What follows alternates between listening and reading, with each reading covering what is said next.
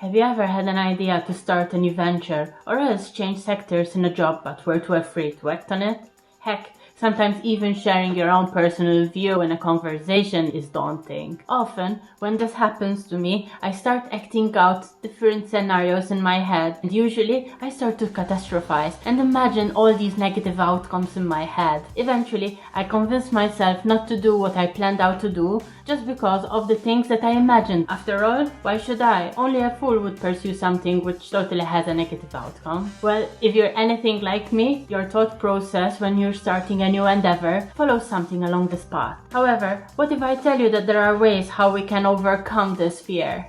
Hello there, I'm Yvette, and this is the Curious Maltese channel. I am a neuroscientist based in Munich, and in this channel I would like to explore together with you brain-related topics in order for us to help us better navigate our lives. Today, we are going to explore one of our emotions, fear, followed by 6 useful tips on how we can overcome this response. These tips hopefully will give us a fighting chance in order to unlock our full potential. So first things first, what is fear? Fear is a complex emotional response towards a perceived threat. It is an adaptive mechanism that has evolved to help us survive threatening situations. If we look at it a little bit more scientifically, fear is closely linked to a brain region called the amygdala, which is a small almond-shaped structure in the deep regions of the brain, responsible for regulating and processing emotions such as fear and anxiety. If we take a look at the brain in evolutionary terms, we notice that the brain areas located in the deep regions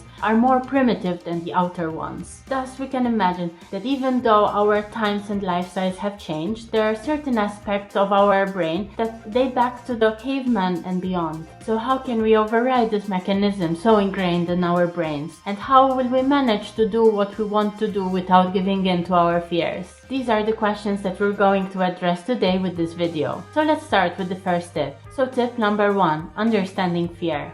So I believe that if we want to overcome something, first we have to understand and accept it for what it is. So as mentioned earlier, fear is a reflex controlled by a brain area called the amygdala, which is part of the limbic system. The limbic system is the oldest part of the brain, of course evolutionary speaking, so much so that similar structures can be found not only in mammals, but also in amphibians, reptiles, and also fish. Therefore, we have to understand that this automatic response is geared towards us surviving a threat and does not take into consideration the complexity of our lifestyles. In other words, the system is perfect to protect us from being eaten by a lion by making us averse to taking unnecessary risks and also to promote us conforming to our peers. However, this response doesn't do you any good for when you want to give a presentation or want to start a new venture. Since fear is a reflex, we have to remind ourselves that this response is not based on logic, and therefore it is good that when we are afraid of something, we go and take a look at it and try to understand the reason why we are feeling this emotion. As Dr. Julie Smith wrote in her book, Why Has Nobody Told Me This Before?, she compares fear to a smoke alarm. She argues that fear is a needed response. However, it should be closely inspected, as a smoke alarm can be triggered by an actual fire, but also by a burnt toast. Therefore, in understanding fear, we can recognize it for what it is. And so, this brings me to the second tip. So tip number 2, putting it into perspective. So now that we know that fear is not based on logic, we can use this and try to distance ourselves between us and the emotion fear. In psychology, this is called psychological distancing. Like this, we can really inspect our fear and ask ourselves, is this just us catastrophizing or is it a real world problem? If so, we should explore ways on how we can prevent it. A useful way how to do this, I usually ask myself, what is the worst case scenario in this particular situation? And like this, I can see if I can actually deal with it. For example, I was quite afraid to start this YouTube channel, and in fact it took me quite a few years actually to muster enough courage to be here today. However, one of the things that tipped off the scale was to ask myself, what is the worst case scenario of me starting this YouTube channel? And so I evaluated that situation from that particular perspective. So by creating space between us and the problem can help us overcome fear by using logic to our favor. Tip number 3, the spotlight effect. Another tip which goes hand in hand with the previous tip is to give less importance to what others think and do more of what you want to do. In psychology, there is this phenomenon called the spotlight effect. In short, this phenomenon describes how we all go around living as protagonists of our own life story, and so by default we interpret the world as if everything revolves around us. However, in reality, everyone is going around absorbed by their own spotlight and narrative. For example, imagine that you have to give a talk in front of an audience, but 30 minutes before, some coffee lands on your shirt. And I can already imagine the anxiety that one goes through, and this can also lead to a drop in your performance and confidence. All of this just because of a few coffee stains on your shirt, and your fear of people judging you takes over. However, think about it. If you saw someone with fresh coffee stains on their shirt, would you more judge them? Or would you be more compassionate and start to think how this would affect you if it were to happen to you? I think it's more the latter, right? So, if this teaches us anything, is that if you're afraid of what other people think of you, just remind yourself that probably they're not thinking of you that much to begin with. And if they do, and you receive some nasty comments, I always like to think of this quote, which is, when we see others beginning to live their authentic selves, it drives us crazy if we have not lived our own. Meaning that their tormenting is more a way of them rationalizing why they are not fighting their own fears. Tip number 4, the power of mindset. In addition to our logical frameworks we explored in the previous tips, in this tip we will explore the power of mindset. After all, we are creatures of emotion and not logic.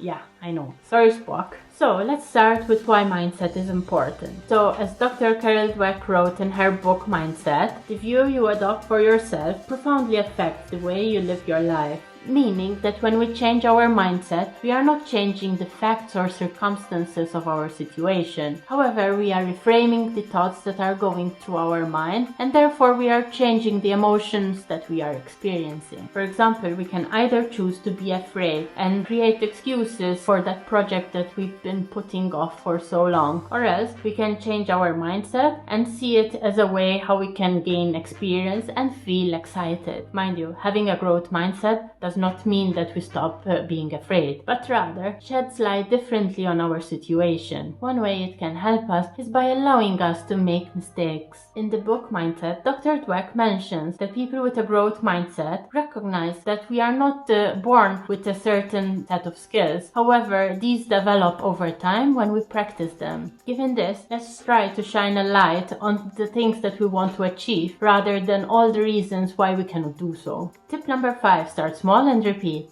When we go for a hike and at the start of the trail we look up, we see the mountain and usually think to ourselves, "Whoa, that is impossible. I will never make it to the top." But a couple of hours later we are there at the summit enjoying the view. How is that possible? Well, it is possible just because we started to put our one foot in front of the other and we didn't stop until we reached the summit. Practically the trick is not to be overwhelmed by the thoughts of the mountain when you're at the bottom. Similarly, when we are afraid of something, we are afraid of this huge unknown thing. However, if we chop up the thing that we're afraid of, we are creating these little digestible pieces, which in turn will enable us to do the action itself. In general, the act of repetition acts doubly in our favor. First time is through fear extinction, where through repetition, we are teaching our brain that fear and the action are two separate things. And the second time is through the mirror exposure effect, first described by Dr. Robert Zionch, where through repetition, we are teaching our brain that this action itself is safe,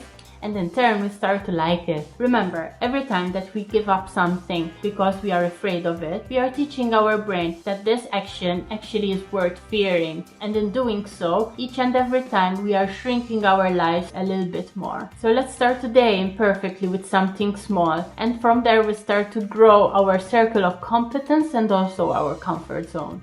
Just before we move on to the last step, I wanted to remind you that if you like this video so far, hit the like and subscribe button. This little action of yours will actually really help me with my fear of posting more videos on YouTube. Anyway, let's go on to the 6th step, which is seek support and accountability. As with anything in life, sharing our experiences with friends, family, a journal or a therapist can help ease our fears.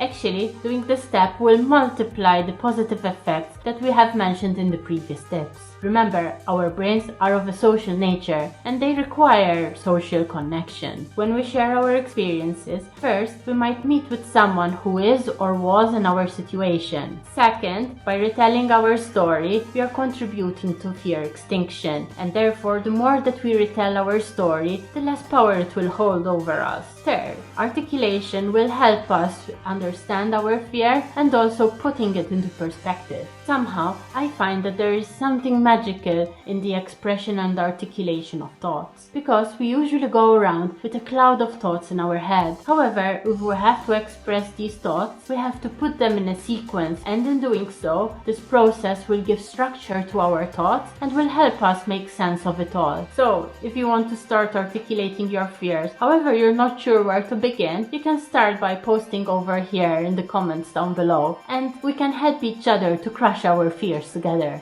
This brings me to the end of this video. So when you're facing your own fears, remember the 6 tips that we covered today. That is, understand your fear, put it into perspective, don't give so much importance to what other people think, adapt a growth mindset, start small and perfectly, and finally, share with others. As Steven Pressfield said in his book, The War of Art, fear is good, like self-doubt, fear is an indicator. Fear tells us what we have to do. So let's not succumb to fear and help each other out. And remember, after all, YOLO. So if you like this video, you might like the video over here. And otherwise, see you next week. Ciao, ciao.